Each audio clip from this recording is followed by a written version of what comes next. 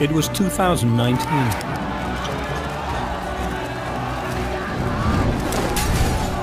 A watershed year for Hong Kong.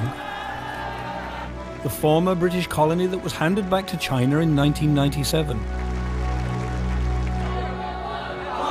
Early in the year, Hong Kong's government proposed a new extradition bill that angered many Hong Kongers. They responded by protesting in the streets. But then those peaceful demonstrations began morphing into escalating acts of vandalism and violence, taking the city's government by surprise. But no one was more surprised than the young man behind all this turmoil, self-confessed murderer Chan Tong Kai. The 20-year-old Hong Kong citizen was accused of murdering his girlfriend while on a holiday to Taiwan. He confessed after fleeing back to Hong Kong. Little did Chan know that his act of violence would be the spark to ignite months of chaos that would engulf Hong Kong. Hong Kong's government is using this case to pass a controversial new law permitting criminal fugitives to be extradited, not just to Taiwan, but also to China.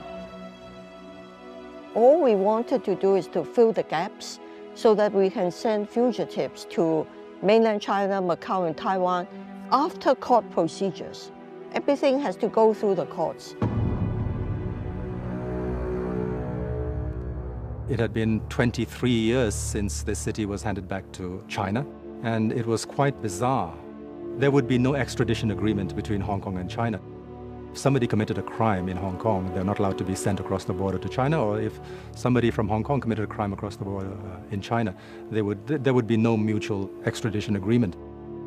So where the government came from in trying to introduce this bill was understandable, but they were absolutely obtuse. We have simply no option. No emotional intelligence at all to actually read the public sentiment and to realize the extent of opposition to this bill. Critics fear the extradition law could let China target political opponents. Supporters of the bill claim safeguards are in place to prevent that from happening. The government did well in terms of the legal preparation, but in terms of publicity and explaining to the people, the government was completely outmaneuvered by the opposition. People were led to think that if the bill were passed, people could be nabbed by the police and sent across the border before they could reach their lawyers. The way the story was presented was mass deportation to Beijing jails. People were using words like snatch dissidents so that they could be whisked across the border. You know, this was completely false. But it fooled all of us. We all thought, wow, this is pretty scary stuff. When you talk to extradition lawyers, you can't snatch large numbers of people and whisk them across the border. It's just nothing like that. The truth did not resonate very well among people whose minds were made up, good versus evil. A brawl has broken out inside Hong Kong's Legislative Assembly as lawmakers clashed over controversial amendments to the territory's extradition laws.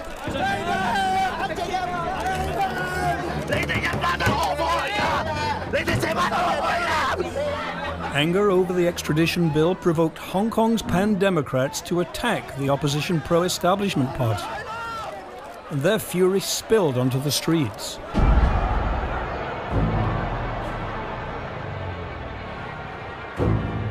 On June 9, 2019, one of Hong Kong's largest ever demonstrations made headlines around the world.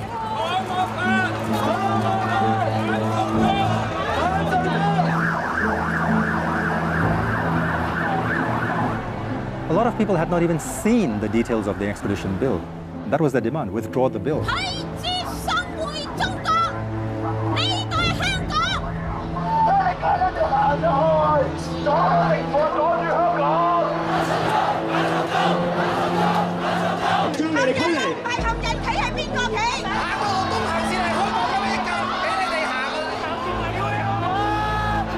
Started off as a peaceful movement with a lot of people, and then it started turning violent.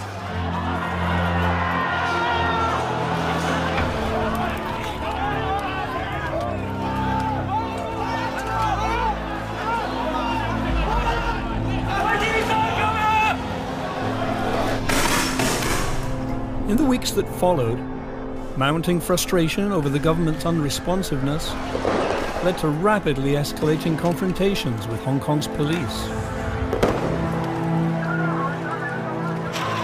Street violence was increasingly commonplace, and as the chaos gradually touched more and more lives, fear gripped the city, polarizing opinion and causing deep rifts amongst families and friends.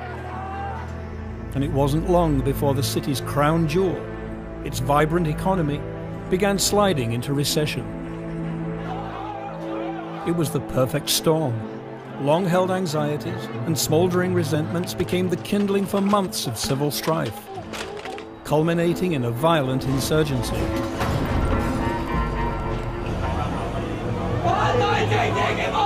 But where did all this resentment come from? Clearly, the anger and bitterness hadn't materialized in a vacuum.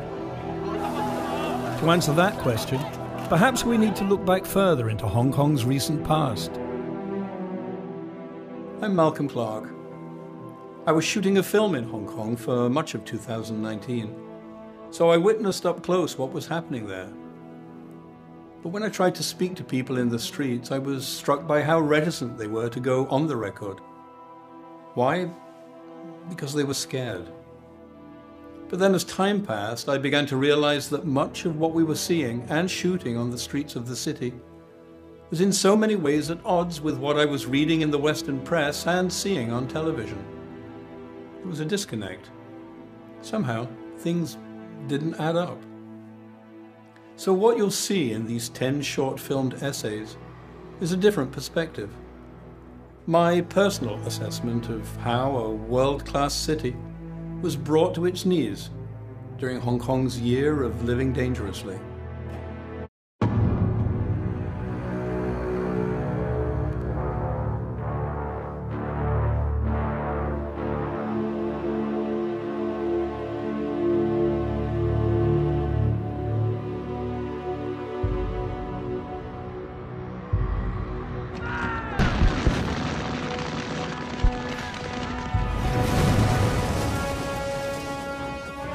After its defeat in the Second Opium War, China was forced to cede Hong Kong to the British Crown.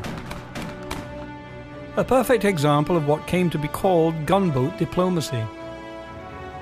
For the next 156 years, the city became a bridgehead, exploiting all the riches of what the British called the Far East.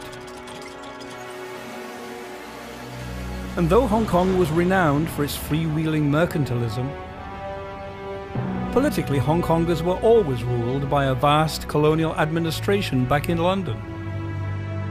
The colonists focused on making money, while being well served by the colonized, the diligent and untroublesome Chinese.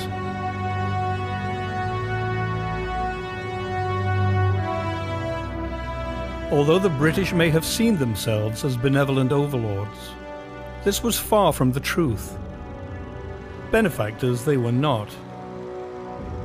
In 1967, responding to angry street protests by striking workers opposed to harsh new factory regulations, Britain's reaction was uncompromising and deadly. In the crackdown that followed, several protesters were killed, leading to retaliation and escalating violence.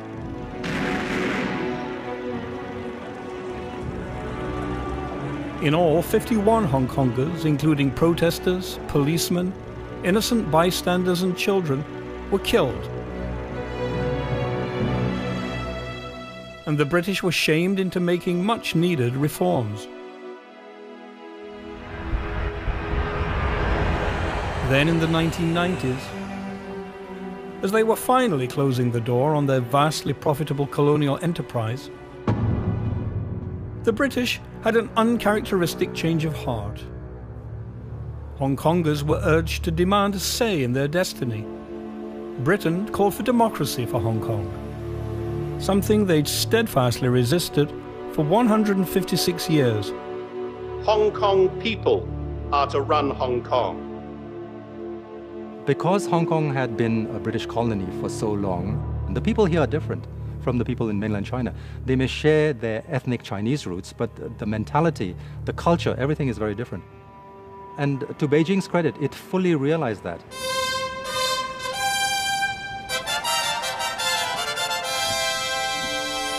They've both known it all along, the British and the Chinese, that Hong Kong would once again be part of China.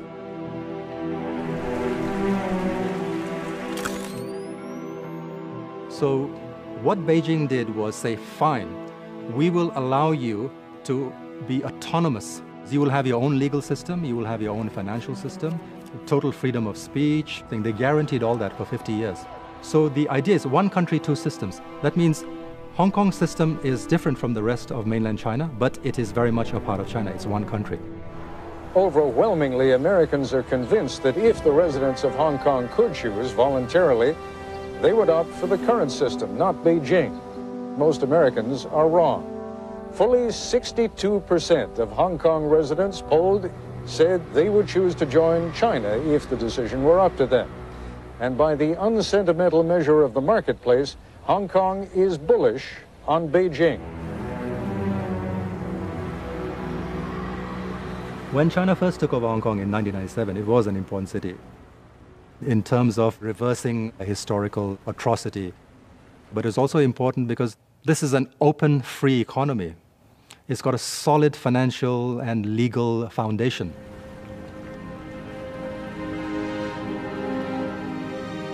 Hong Kong had become the front office to a world eager to prosper by exploiting China's rapid growth and its low-cost labor force, while British law provided legal reassurance to all manner of foreign businesses. So it was that over time, as China did well, so too did Hong Kong. I am, in many ways, full of admiration for what China has achieved from the 1980s to today. And I think we're also coming to a time in the world where we are becoming more multipolar.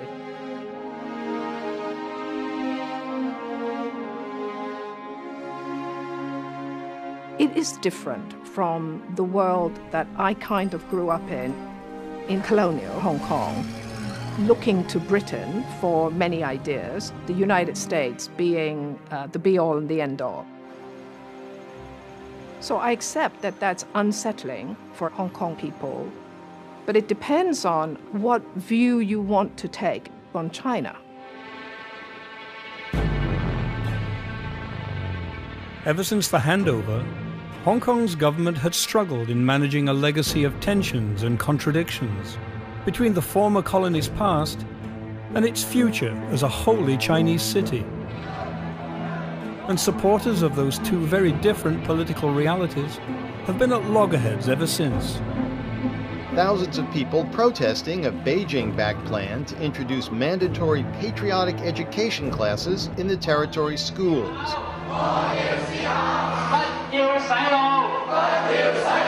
It was a move many saw as a ploy to indoctrinate Hong Kong's young people into unquestioning support for the Chinese Communist Party. Hong Kong's chief executive eventually backed down.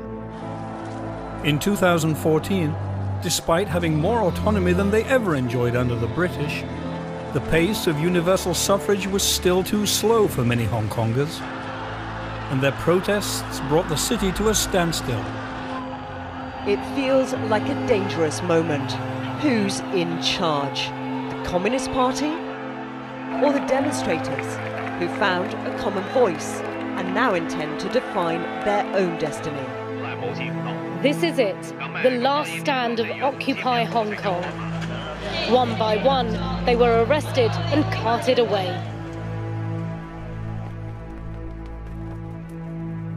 It was a new millennium, and China's economy was expanding every year.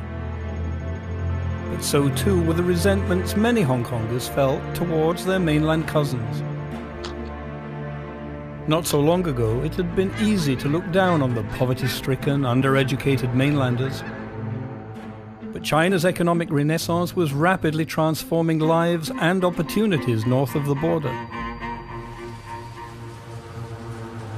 And Hong Kong's comparative advantages began to diminish. As the bloom went off the rose, envy gradually supplanted Hong Kongers' long-held sense of superiority. Protests by Hong Kong groups against mainland Chinese traders. According to protesters, they are making life in local border towns unbearable. The anger has also manifested itself as antagonism towards all mainland citizens. They call them locusts and complain about them taking up hospital beds to give birth. Meanwhile, a handful of entrenched business interests and real estate tycoons, holdovers from the city's colonial past, seemed oblivious to this mounting unrest and discontent, preferring instead to continue doing business as usual, enriching themselves at the expense of the majority of Hong Kong citizens, many of whom were still living close to the poverty line.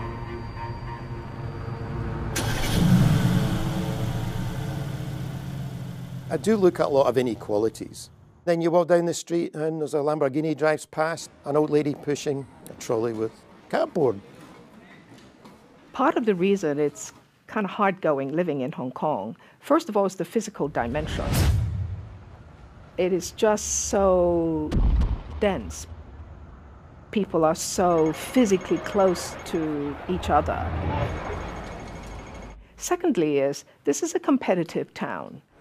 There are many people who have to have more than one job because they need to make ends meet.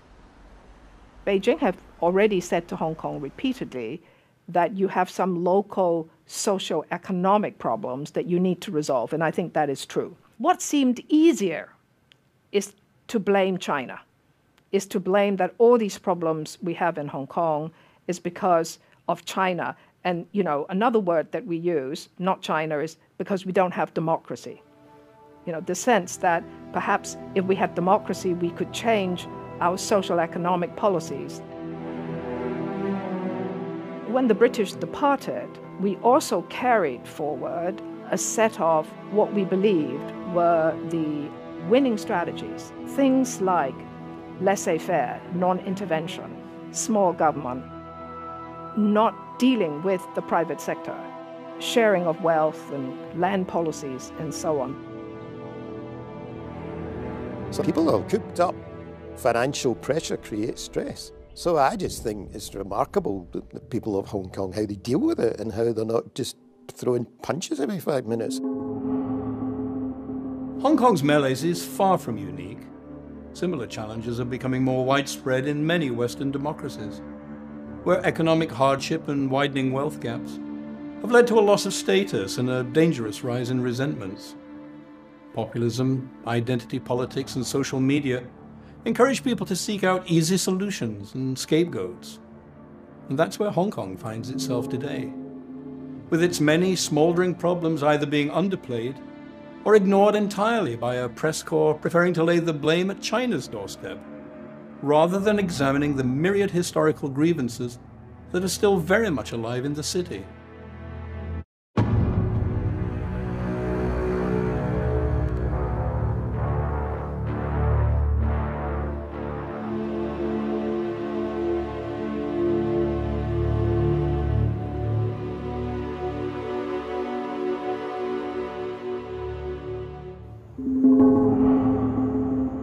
Hong Kong, June 9th, 2019. The night protesters first drew blood.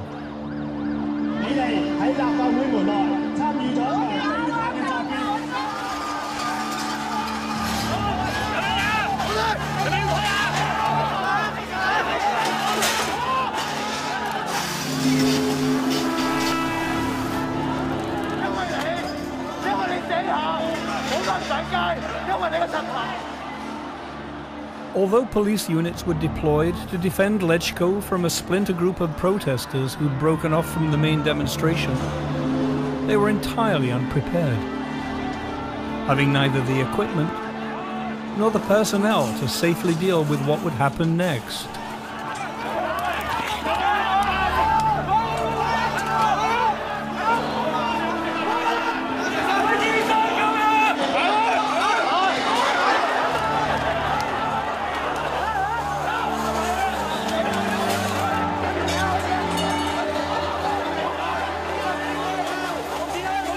think there was just a small faction of truly violent perpetrators who were bent on stirring up disorder.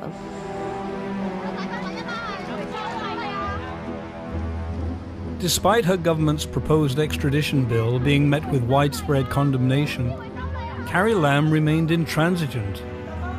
If Carrie Lam decides to introduce the policy, and if a bunch of people march on the streets, then you take it back, how that would make a government lose its credibility, U-turns, giving in to public pressure. Since you can understand why she was stubborn in continuing with it. The bill will resume its second reading on the 12th of June. 撤回惡法，撤回惡法，林鄭下台，林鄭下台，撤回惡法。我哋破紀錄啦，103萬嘅人，我哋嘅林鄭月娥竟然係1個鐘頭出份咁嘅聲明出嚟。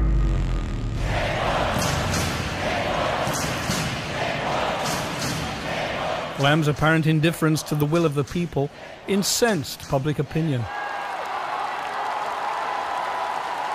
The reaction was swift and defiant. On the day of the bill's second reading, hundreds of protesters besieged the LegCo building, Hong Kong's seat of government. From the protesters' point of view, they realized that nothing's going to happen. You can march as much as you want, you can shout slogans as much as you want. The bill was going to go ahead because the chief executive was not willing to withdraw it. So there was frustration, and that frustration boiled over into more violence.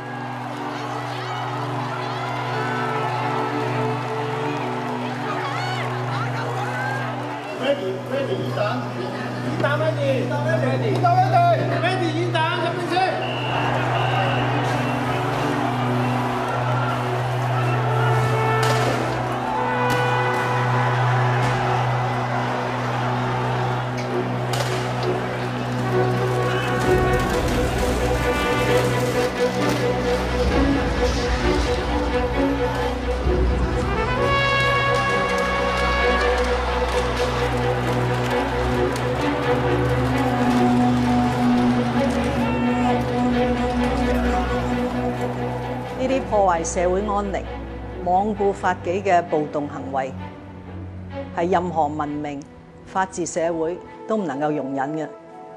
Carrie Lam's use of the word rioting was in itself incendiary, since characterizing June 12th as a riot meant protesters could face sentences of up to 10 years in prison. Scenes of the police battling protesters and firing rubber bullets created widespread alarm. And accusations of police brutality began to surface.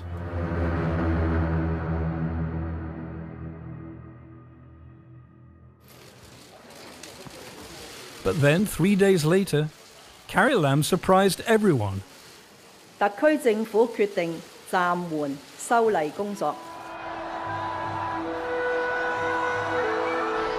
Despite the government's climb down, on June 16th, organizers pressed ahead with another enormous protest rally. March organizers estimated the size of the crowd to be as many as 2 million people, a number that was taken on faith by the media. Say nearly 2 million marching across the city, the third major demonstration, and rapidly became an indisputable fact. I don't really believe in the 2 million people march. And if you talk to actual crowd analysts, and there are crowd analysts at several of the universities, none of them believe in it. And that's important because 2 million implies a huge chunk of Hong Kong's adult population, whereas if it's many hundred thousands, according to the crowd scientists, 1/10 of the adults in Hong Kong, that's a completely different story. One thing that a lot of people miss is that they believe that the so-called pro-democracy, the government opposition, represents all of Hong Kong.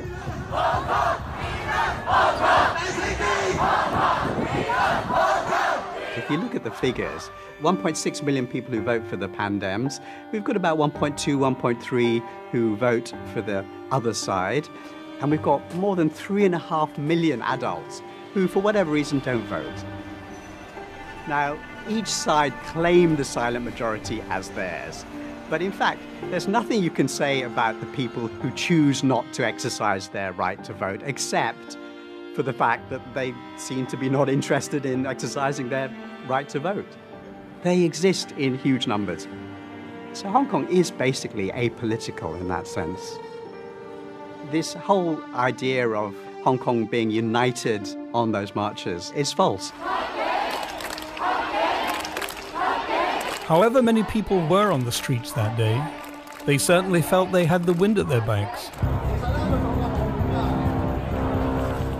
Carrie Lam had blinked. So emboldened by their victory in getting the bill suspended, the protesters increased their pressure on the government with a new rallying cry.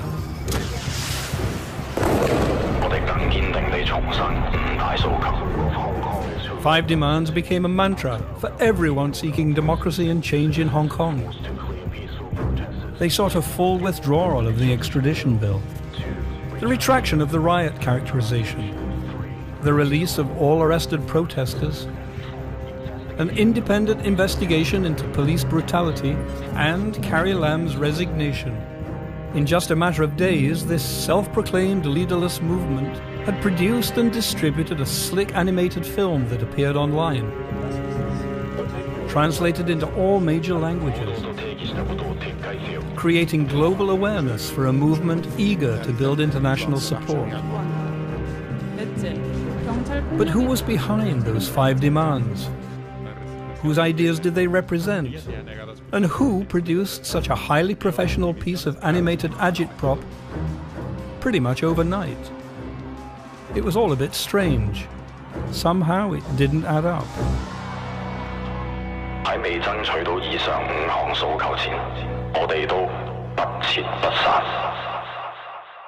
The five demands, they were not practicable.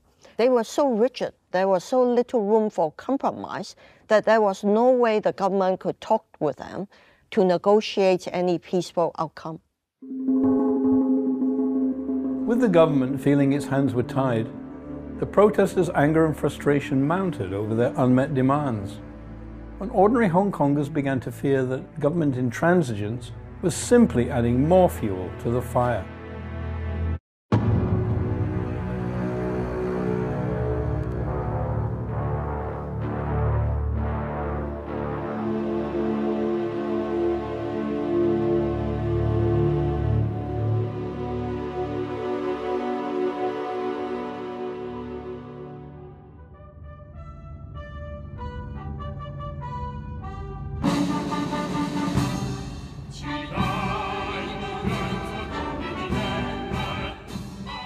July 1st, 2019. After a century and a half of what many Chinese saw as the humiliation at the hands of foreign powers, China had evolved into a strong modern nation. And Hong Kong had been formally reunited with its motherland for exactly 22 years.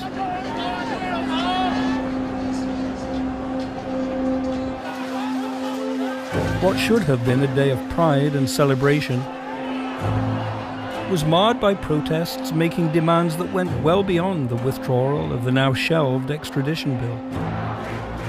In a gesture of defiance, crowds of youthful protesters surrounded Legco, the Legislative Council building and the seat of Hong Kong's government. Their purpose was clear: to thwart further government business until their demands were met. But rather than intercede and risk provoking further escalation of an already volatile situation, the authorities chose restraint, deciding the police should not confront the protesters directly.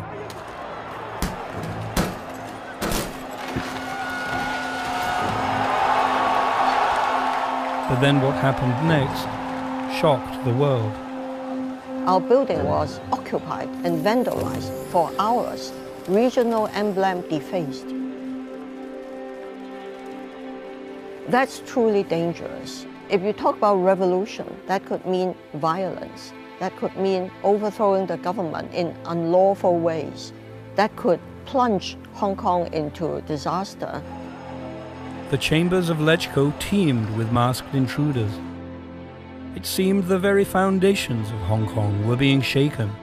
This is a battle between democracy versus dictatorship, liberty versus tyranny, and freedom versus oppression. The reaction of US politicians was totally unfair.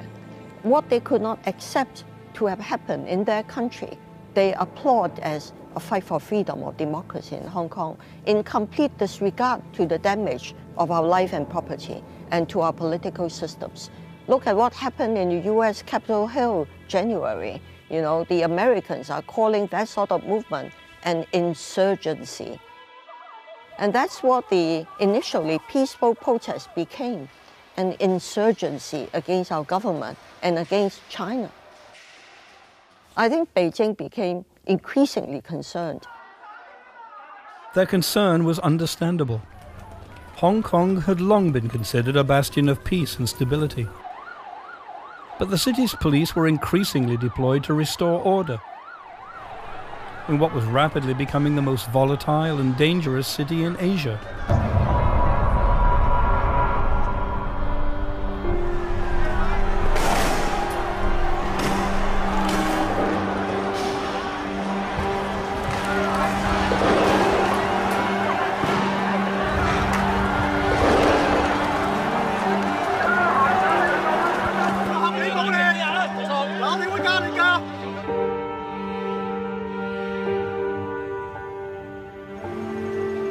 其實我覺得係有少少偏激咗嘅。我明白呢條條例即係大家都唔係咁中意，但係可以用啲平和啲嘅方式去表達咯。其實我覺得今次嗰班年輕人咧，我覺得係做得有啲太盡嘅。咁我覺得禮拜一發生嘅事咧，其實都係意料之中㗎啦，因為但係政府都係冇一個正面嘅回應得。Hong Kong is built on the rule of law, not chaos. And no one has the right to do this kind of thing. If these protesters last night had faced riot police in a Western democracy like England or America, there would have been real bullets. Tens or even hundreds of people would have been killed and injured.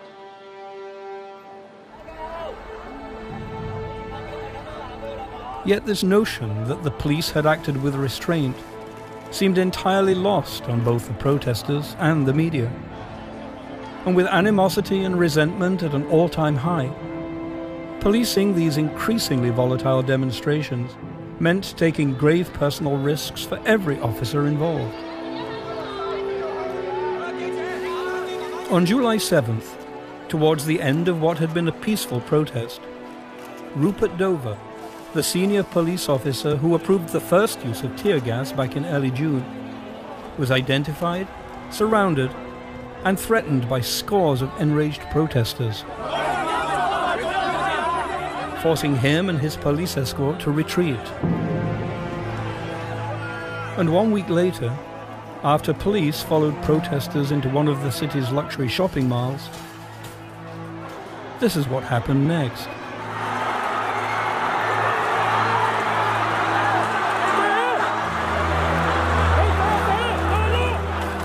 One officer was pushed down an escalator and savagely beaten until a brave TV cameraman stepped in to intercede.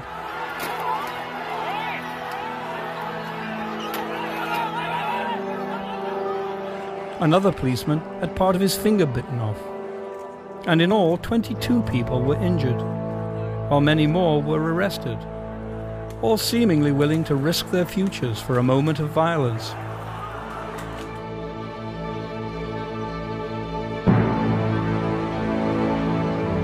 Then on July 20th, TATP explosives and other weapons, plus a cache of protest equipment, was seized by police from an industrial unit in Tsuen Wan. Explosives and lethal weapons. And when you factor in the most popular rallying cry gaining traction amongst the protesters, "Free Hong Kong! Revolution of our times!"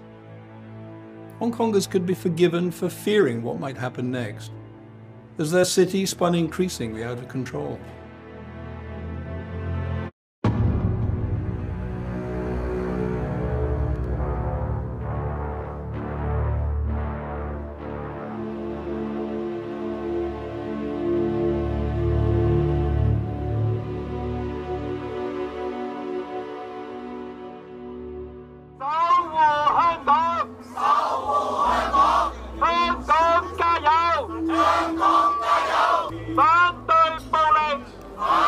July 20th, 2019.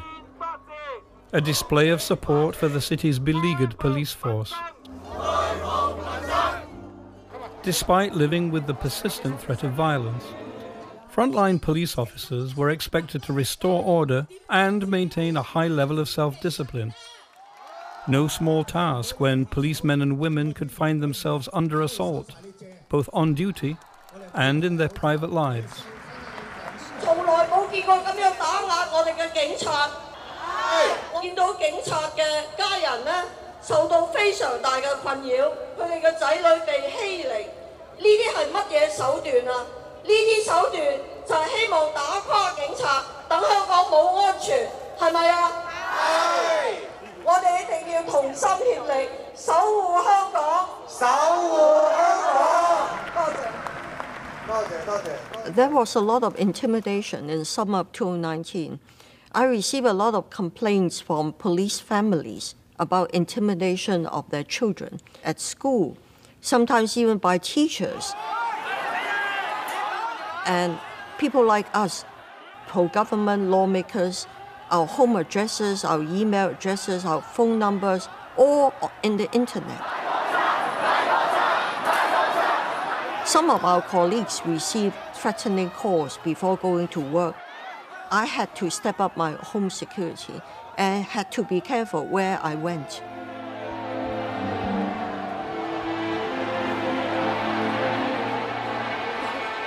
Just one day after the rally, with protests continuing around the city, the China Liaison Office, home to Beijing's representation in Hong Kong, was also attacked and pelted with eggs and paint. It must have led Beijing into thinking that there are large numbers of people, in particular young people, bent on overthrowing the government and overturning Beijing's system in Hong Kong. With the police handling attacks both on the China Liaison Office and elsewhere around the city, more protesters had gathered far from the city centre, at Yuen Long Metro Station in the New Territories. Outside the station, a crowd of white-shirted local villagers had gathered, intent on showing the protesters that Yuen Long didn't welcome their attempts to disrupt businesses and disturb the peace.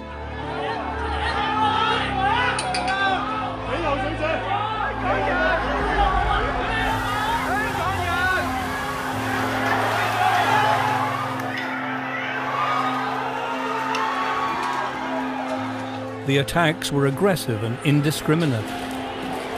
Everyone in the station or on the trains became a potential target. And frantic calls for help to local law enforcement went unanswered. By the time the police finally did arrive, the damage had been done, and Yuen Long's men in white had disappeared.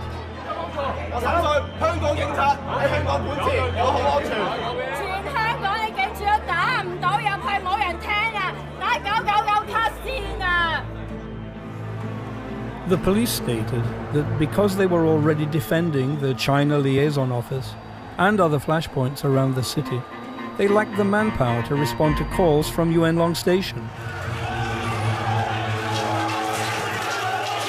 But it was widely believed that the so-called men in white had triad connections. So rumors began circulating that the police were deliberately absent and turned a blind eye to the violent actions of the Yuen Long villagers.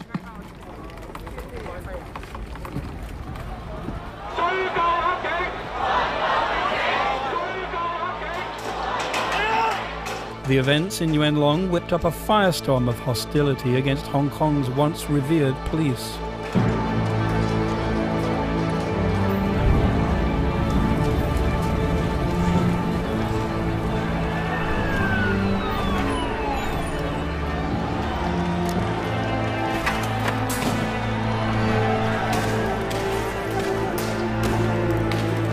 Police was in a no-win situation because the local media and the foreign media were very hostile to them.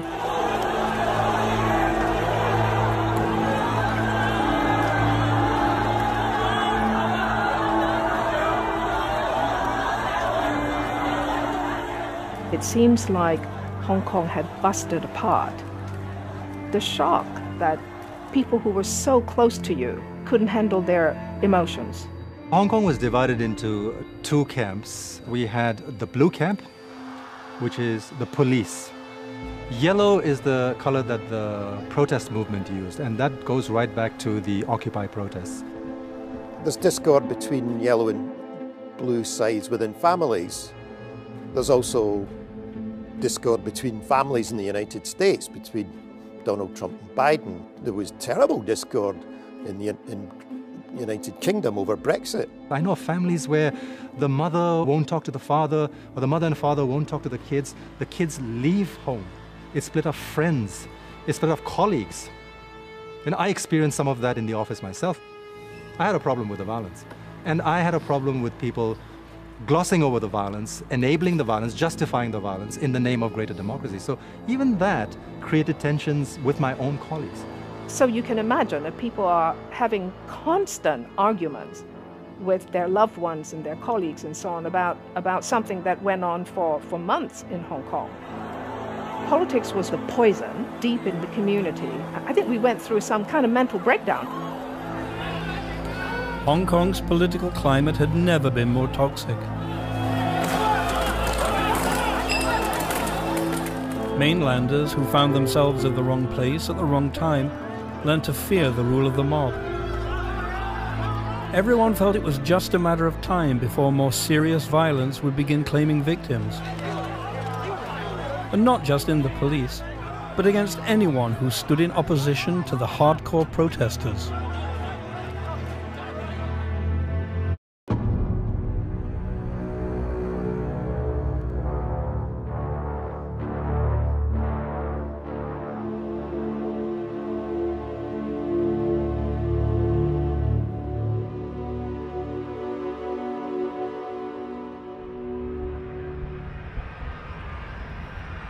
Hong Kong International, one of the world's busiest airports, serving tens of millions of passengers each year, became ground zero in the protesters' efforts to highlight their cause to the international community. And the more chaos and disruption they caused, the more the world paid attention. Emotions were already running high when a female protest medic, named only as Kay, was allegedly hit in the face by a non-lethal beanbag round, fired by riot police pushing back protesters besieging a police station.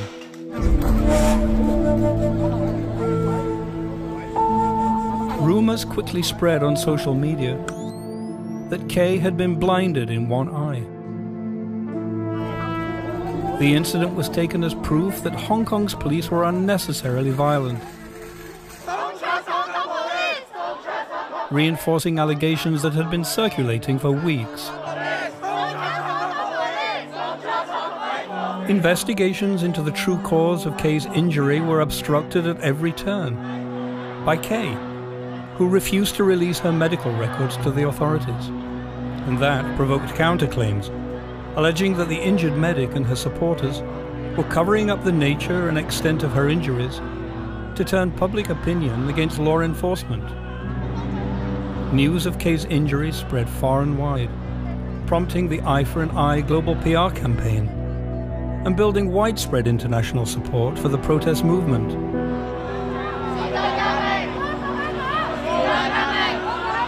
Meanwhile, there was precious little sympathy expressed for the hundreds of hapless airline passengers trapped amidst the angry crowds.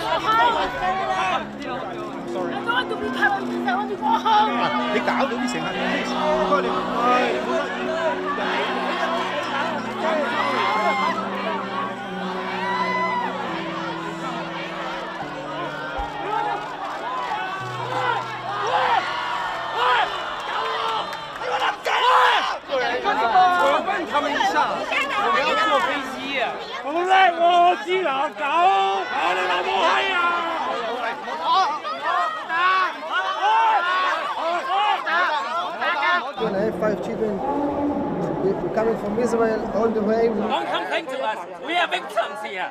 We are also victims. You don't complain to the victims. We have tried peaceful way We tried to demonstration, we tried protest, but it doesn't work. We'll never come back here to Hong Kong again. That's not fair. Yeah, I know it's not fair. We're sorry about that. You're not sorry because you're not letting this go through. The government will only listen when you guys have an official representative. You dictate this shit. It won't work. This is We not tried 5 years ago. I'm not naive. We tried 5 years ago. But it doesn't work. First of all, guys, you cannot call me naive. I am a black American from Washington, D.C., one of the most racist countries on the planet.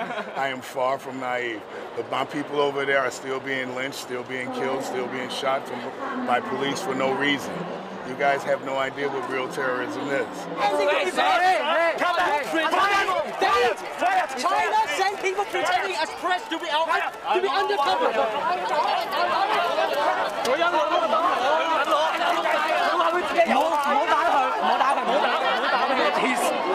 Please, in his I never harmed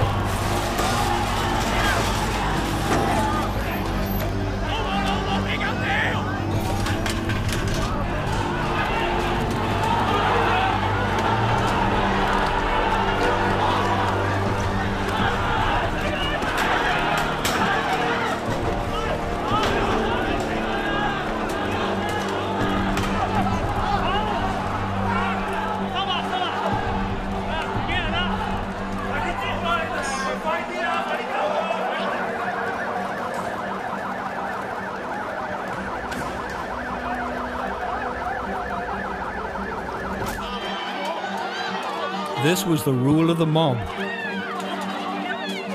And by the fourth or fifth day, even some of the protesters began to question their own uncompromising tactics, offering passengers apologies for their behavior. Random violence and traumatized travelers. Hong Kong's world-class reputation as a safe haven for doing business was taking a serious beating. I can only speculate what might have happened if this sort of civil defiance had occurred in many other airports around the world. I suspect that demonstrators would have encountered far less tolerance and restraint. On the mainland, demands were made for the sword of the law to restore order. But in the spirit of one country, two systems, Hong Kong handled its own affairs. And after many days of confrontation, the airport was cleared without serious injury to the combatants from either side. As the weeks became months, the protesters' behavior became more volatile. And anyone daring to express dissent could be attacked on the streets. Mainlanders were abused and assaulted. And one elderly man, a bystander uninvolved in the violence, was killed by a brick that was thrown. Businesses that the protesters identified as blue were targeted, vandalized and burned. And from July to September, these constant rolling protests drove the economy into recession, hurting the livelihoods of countless ordinary people. And among the millions who didn't support the movement, who simply wanted to go about their daily lives, hope was gradually fading away. Finally, a brief postscript to the saga of Kay.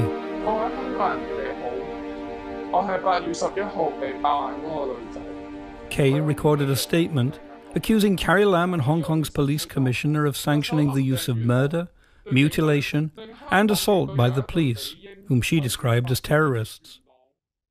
She hoped her eye would become a symbol to ward off evil. Our more recent reports suggest that Kay moved to Taiwan, far away from scrutiny. And though her injuries were never independently verified, a source inside the hospital where she was treated claims that she hadn't been blinded after all. But by then, of course, press attention had already moved on.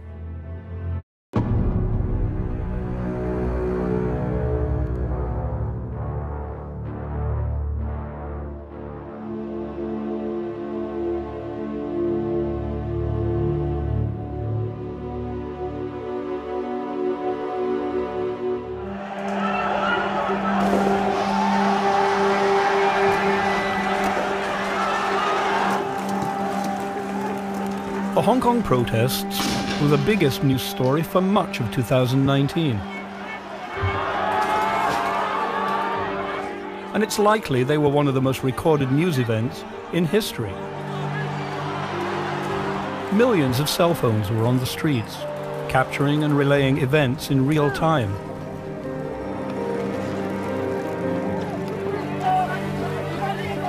Often the line between legitimate news reporters and protesters calling themselves citizen journalists was blurred and confusing.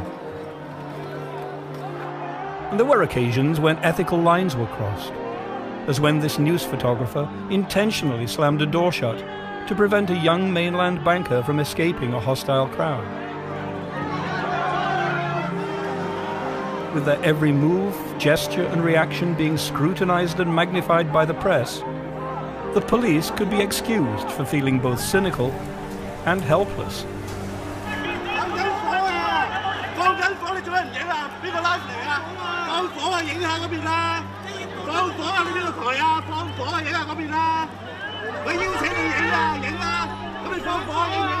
Most of the world will have seen how the Hong Kong protests were covered. It was simplified into a pro-Beijing versus pro-democracy showdown.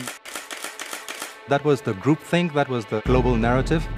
I will go so far as to say they not only simplified, but they misrepresented, they embellished, they adopted it to their individual narratives, especially in the Western media. There was too much of the evil dictatorial regime clamping down on a hapless, helpless population, only asking for greater democracy. And a lot of it had to do with the descent of the movement into vandalism and hooliganism and extreme violence. Correspondents parachuted in here for a few months to talk about the glorious revolution. I would say there was a lot of unscrupulous reporting, scurrilous reporting, fake news.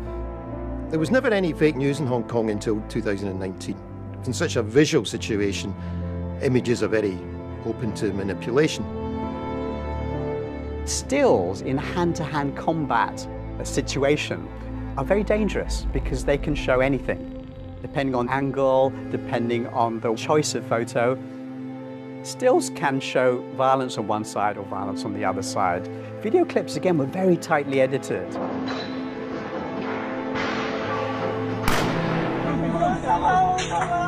When you made the effort to look for the full clip, you got a different story completely.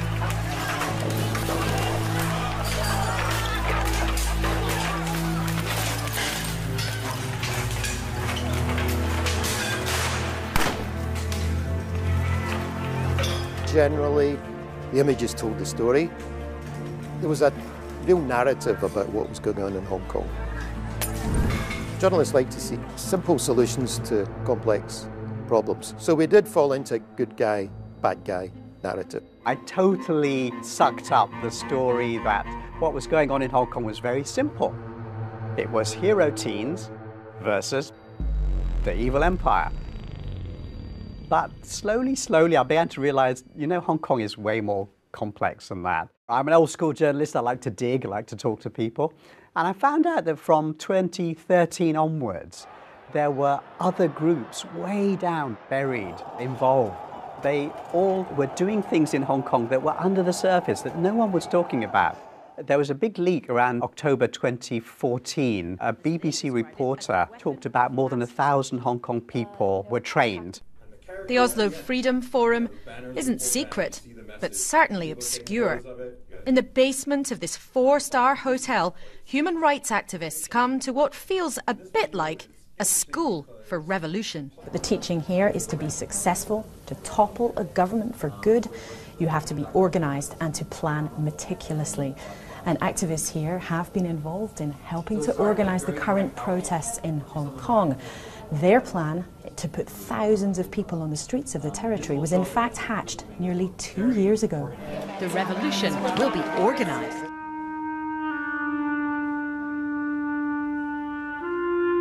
The protests became extremely violent very quickly, and they sustained that level of violence in a very orchestrated way.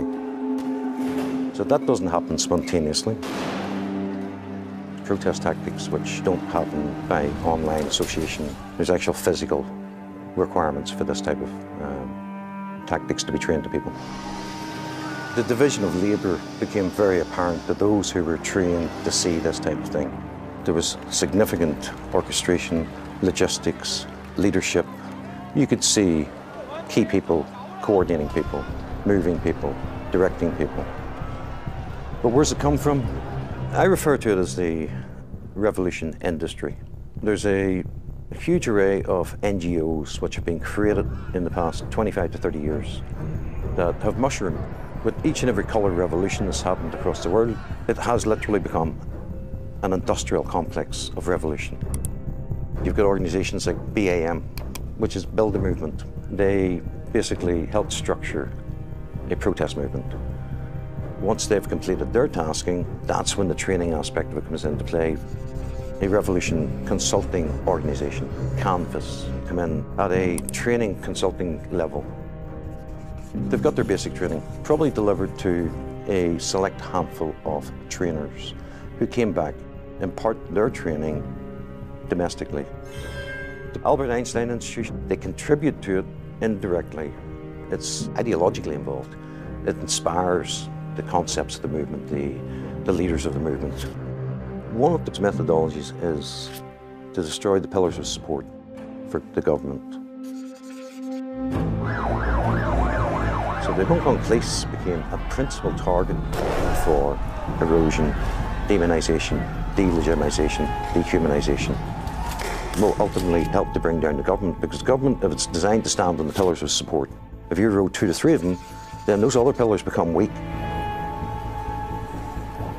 The Hong Kong police were one of the most loved police forces in the world, and yet the fact that that was all overturned is really extraordinary.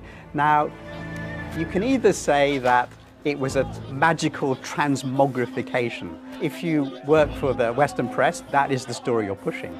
But if you look a bit deeper, you realize that, okay, someone's doing some manipulation here. Someone's pushing the police brutality line to such an extent that it's actually not quite believable. It was like shooting fish in a barrel. With violent confrontations nearly every day for months, opportunities to show the police in a bad light were abundant. And that's exactly what happened. But let's be clear about this. It's important to acknowledge that in their use of retaliatory violence, some policemen probably did overreact.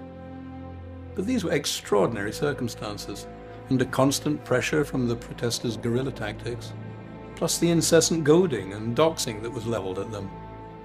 It's hardly surprising that fear and frustration played a part in the way the police handled themselves. In our next episode, we'll look at one of the most successful examples of how cleverly edited moving pictures were transformed into both the tools and the weapons of a successful insurrection.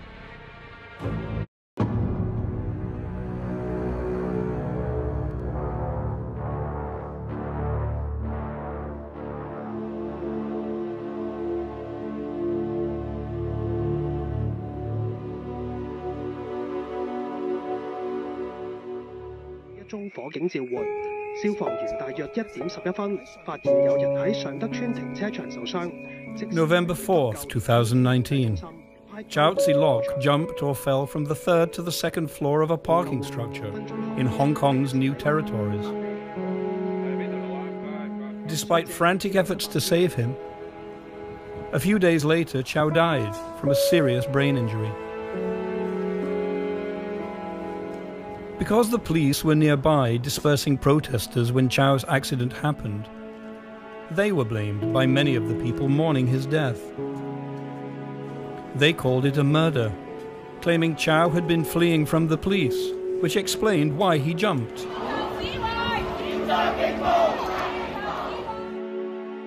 But CCTV footage provided by the building's owner showed police officers arriving at the car park only after Chow's fall. Chow's death marked the beginning of a dangerous escalation in violence all across the city.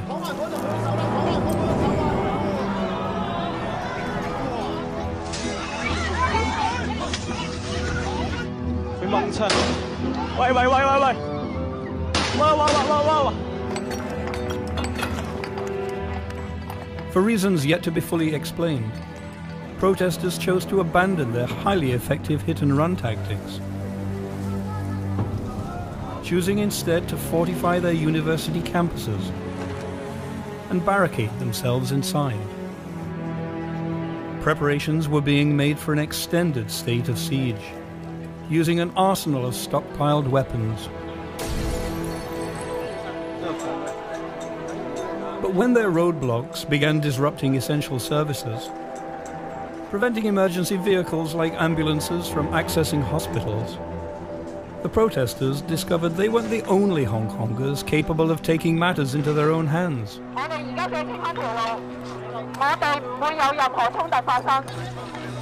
We are the silent majority. Finally, we're not being that silent, and we're just standing up now. I call upon all the other silent majority people just to stand up.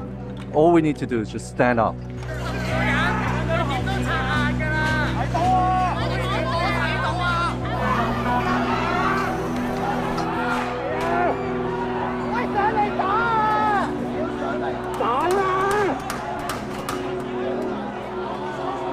I'm sure it's not every one of them, but the protesters who did these sort of things, they've got no sense of humanity inside them anymore.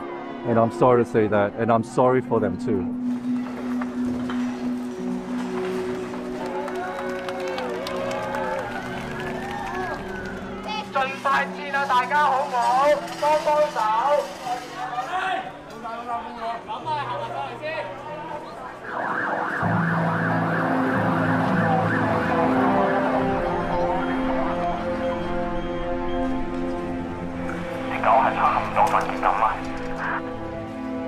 We all watched, we were all riveted to the TV watching how it developed.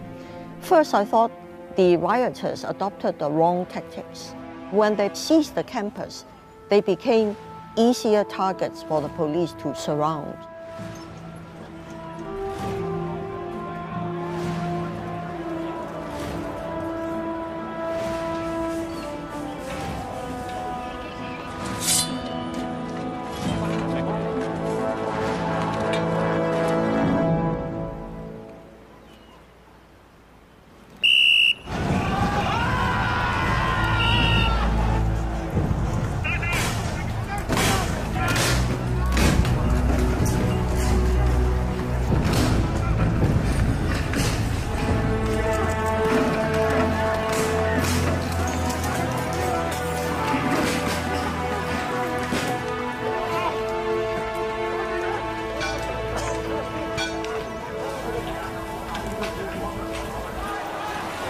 Gradually, and perhaps inevitably, the protesters began to realize they were fighting a losing battle. Campus after campus began to fall. Only Polytechnic University, the infamous PolyU, stood firm. I came all the way from New York City to support you and your efforts in human rights, democracy, and freedom. Stand firm.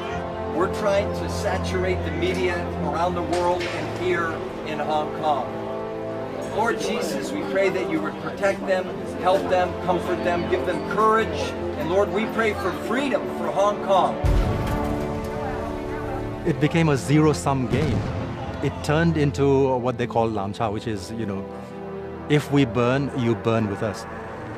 Entirely surrounded, what remained of Hong Kong's youthful protest movement prepared to make its last stand.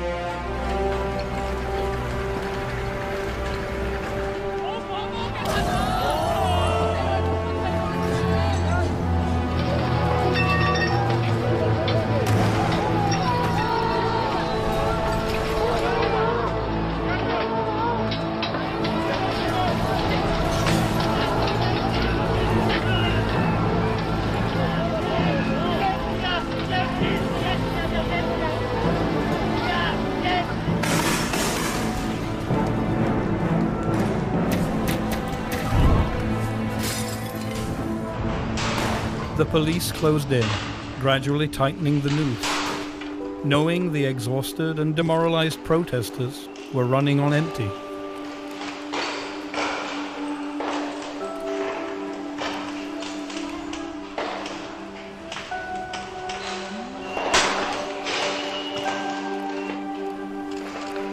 In one last desperate move, the entrance of PolyU was set on fire. It marked the beginning of the end.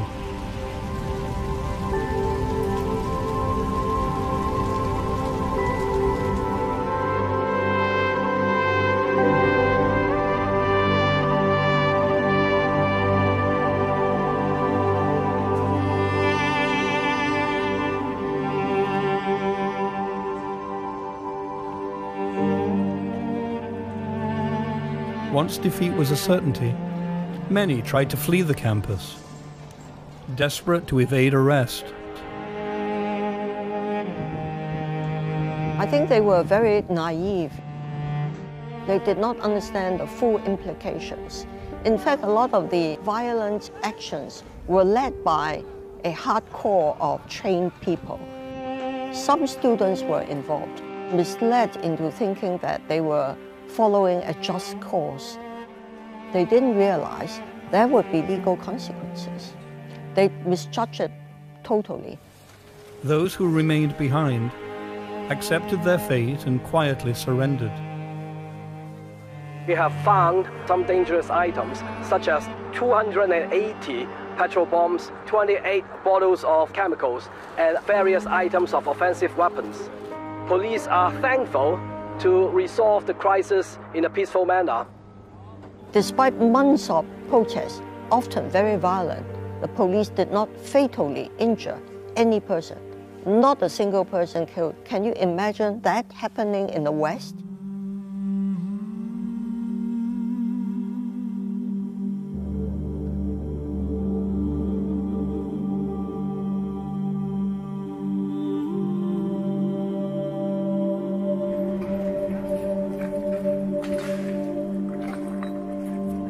Hong Kongers were left to pick up the pieces.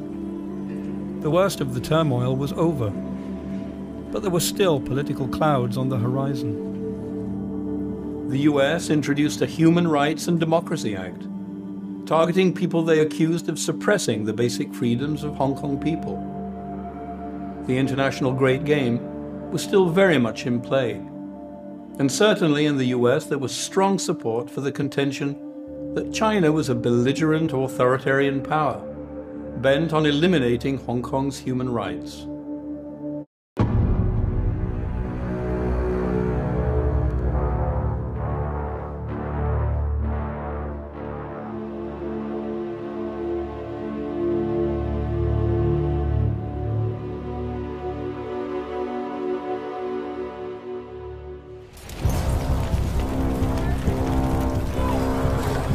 August 31st, 2019.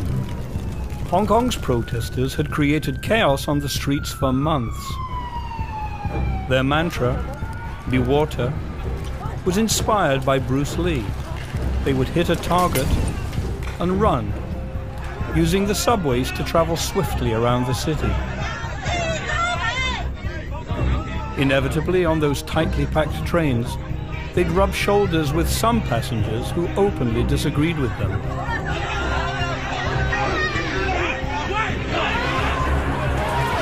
When the train stopped at Prince Edward Station, the MTR staff had ordered all passengers to leave the train. The police eventually got to the station A large group of protesters went into one corner, and you could see them changing their clothes from black-clad uniforms to civilian clothes of different colors. By then, it was really hard to see who was a passenger and who was a protester. The police arrested the ones they could see were definitely protesters, but it looked like they were attacking passengers.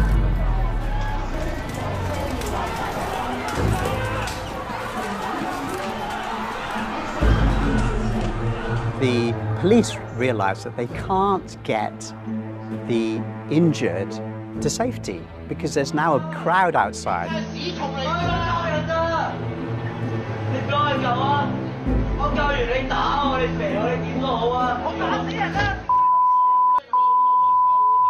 It's not really till the next day that a message appears saying the reason why they locked the gates is that there were murders there and the police wanted to get rid of the evidence. That message was repeated several times and the story started to take flight.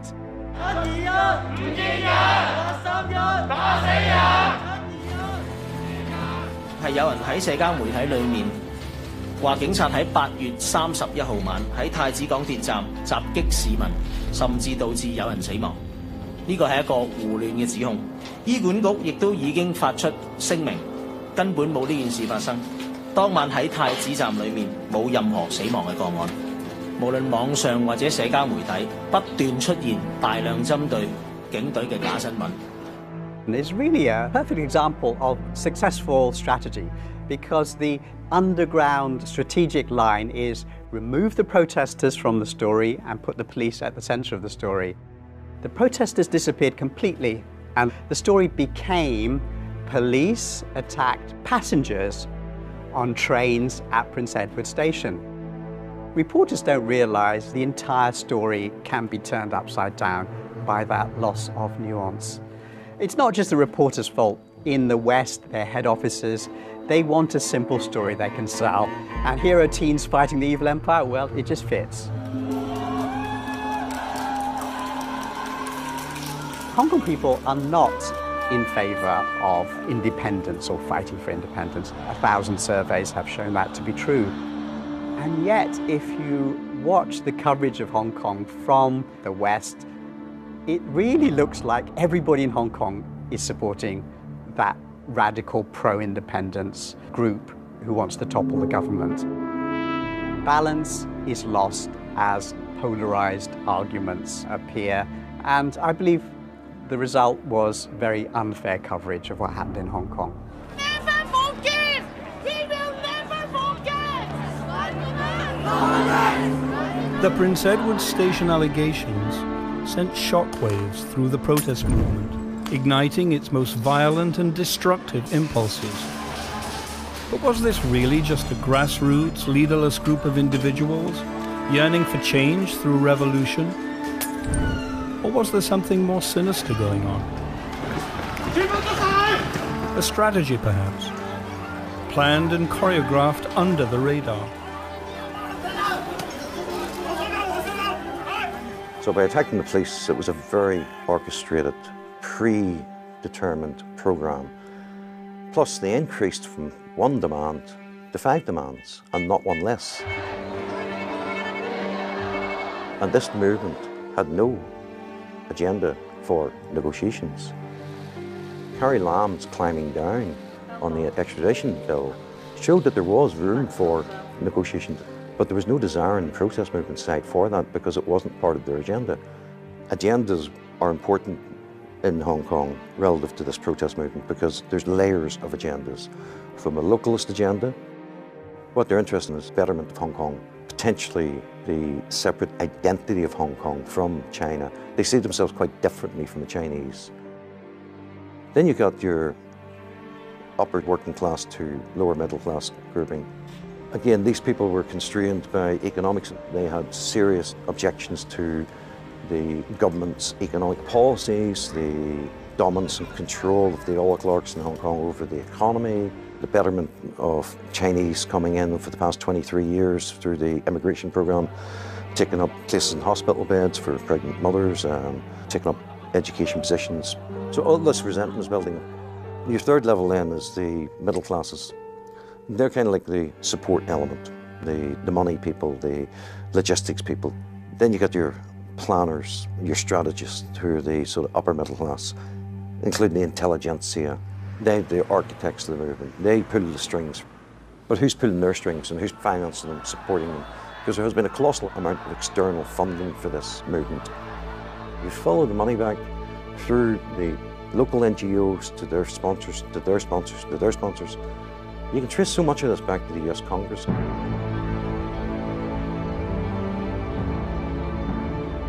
So the leaderless aspect of it here is an absolute nonsense. It was highly organized, highly structured, with multiple leaders and layers pursuing different agendas. Some of them genuinely believe that Hong Kong can become a separate entity from China, autonomous, independent, whereas others see it as a weapon to attack China and destroy the Communist Party. They're quite prepared to sacrifice Hong Kong for the more utilitarian objective, in their perspective, of destroying the CPC.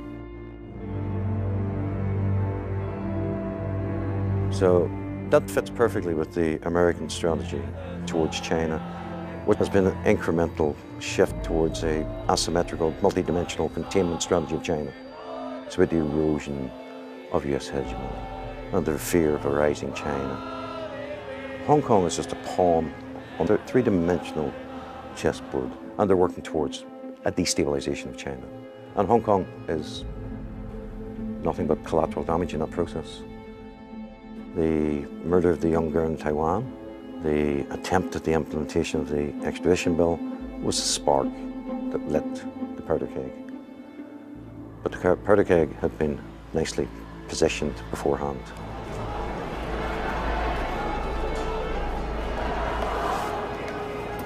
If all of this was planned in advance, I have to concede it worked extremely well. And once the wound was inflicted, it was never allowed to heal. The extradition bill may be dead, but the damage had been done. And what followed metastasized into a slow-motion historic battle for the very soul of Hong Kong.